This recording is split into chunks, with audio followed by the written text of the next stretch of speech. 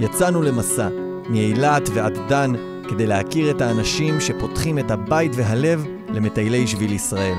הם תמיד יהיו שם בשבילך. יאכילו, ישקו וילינו אותך ללא תמורה. לא סתם קוראים להם מלאכי השביל. נלך להגיד שלום לג'ון וג'ודי? יאללה. You're John? No, I'm not. You're Sydney. מה העניינים, ג'ון? אני השביליסט. אתה הראשון אתמול. היום, אתמול היה לנו הרבה, ושלשום איזה 15 קיבוצניקים. מה שמך? אלון. ברוכים הבאים. ג'ון. זה המחסן של השביליסטים, אז אתה יכול לשים את התיק שלך שמה. וזה המזרון שלך, ותן לך, יש לך שק שינה? כן, בטח. אוקיי, יופי.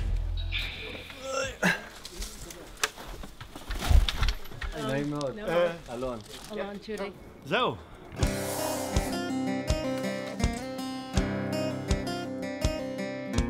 אז ג'ודי אמריקאית ואני הולנדי, שעשינו את השביל לפני 12 שנה. היו הרבה אנשים שעזרו לנו, שישנו אצלם. ממש מדהים לראות את זה שיש אנשים יפים. אז בשבילנו זה היה טבעי שהם עזרו לנו, אז למה שאנחנו לא עוזרים אחרים? אנחנו נהיה מלאכי השביל.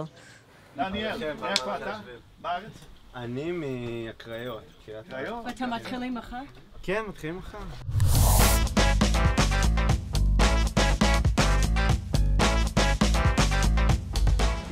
מכאן השביליסטים יוצאים ליום הראשון שלהם, אז הם באים בערב, ראית? כל החבר'ה באים כבר בצהריים, בערב. אז אני בא בבוקר כאן, ב6, וכולם כבר מוכנים עם המקלות שלהם, עם התיקים, ושאלתי שתי בחורות קטנות, שאלתי אותם, כמה קילו יש לכם? אחת 16 ואחת 18 קילו. את צריכה מחר לעלות לנחל כישרון. את לא יכולה. וואו. אז זה למחר. ב5:15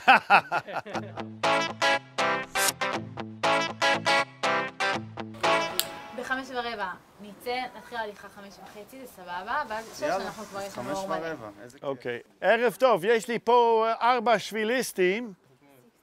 כן, בין 5:15, 5:30 הוא יכול להיות כאן, בסדר?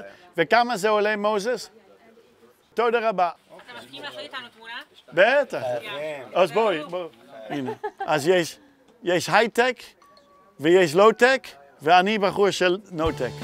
בשנת 70, ינואר 70, באתי לקיבוץ חצרים, להתנדב, לעשות חיים. אני גדלתי בוושינגטון, די.סי, שתי הורים יהודים. ניסיתי לברוח קצת מהחברה, הייתי באלסקה 3 שנים. גרתי שם בכפר אסקמוסי.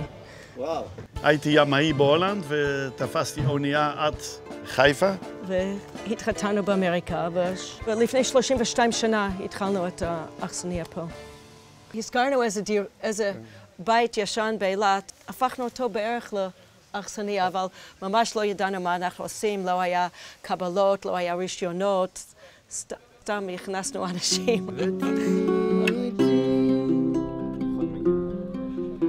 אומרים שעיתונים משקרים כי האמת נמצאת בינך לבינך, ולאן שלא תיסע אתה לוקח רק את עצמך. אני עמית, בת 22, מחולון. אני דניאל, בן 23 עד 100. אני נווה, בן 22. אז אנחנו 4 חבר'ה שיוצאים מחר לשביל. זה ממש החלום שלי השביל. כאילו יש לי את התחושה הזאת שכאילו קודם כל בארץ ורק אז בחול, ממש כזה המחויבות שלי לעצמי. השתחררתי לפני 3 ימים החל השריון, הייתי מפקד. אבל זהו, הרבה התרגשות, אנחנו מארגנים את זה כבר הרבה זמן. אין פחד, יש חששות כאילו שהדברים לא יקרו כמו שמתוכנן, לראות באמת אם הגוף מסוגל לעמוד במה שהראש מאוד רוצה לעשות וכל הרצונות. ויש כל מיני סיפורים. היו 2 בחורות שהתחילו והם פספסו את הסימנים הראשונים והם התחילו להסתובב באילת, בהרי אילת פה, והם חזרו להנה. בערב. בערב, כן, כל היום עשו סיבובים.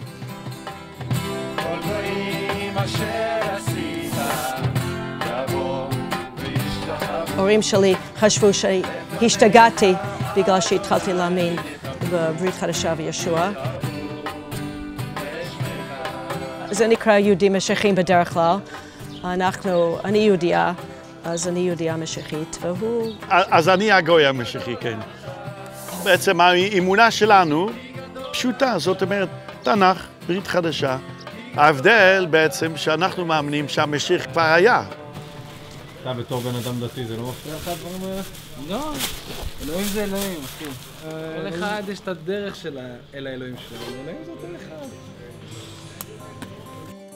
בתוך התיק יש לי את הבגדים, השמלה לשבת. וזהו, הגיטרה מחוברת לתיק, יש עליה כאן סימון של שביל ישראל. מזרון, פנס ראש, גזייה, אוכל, הרבה אוכל. המסע שלי עם עצמי, עם החברים. אין משהו שמשתווה לזה. טרק של שבוע בדרום אמריקה של שבועיים. מה משתווה לזה שאתה הולך במדבר עכשיו, חודש? ממשיך, רואה חוף ים, ממשיך, רואה ערים, פרחים. אני לא יודע אם יש מקום בעולם שמשתווה לזה.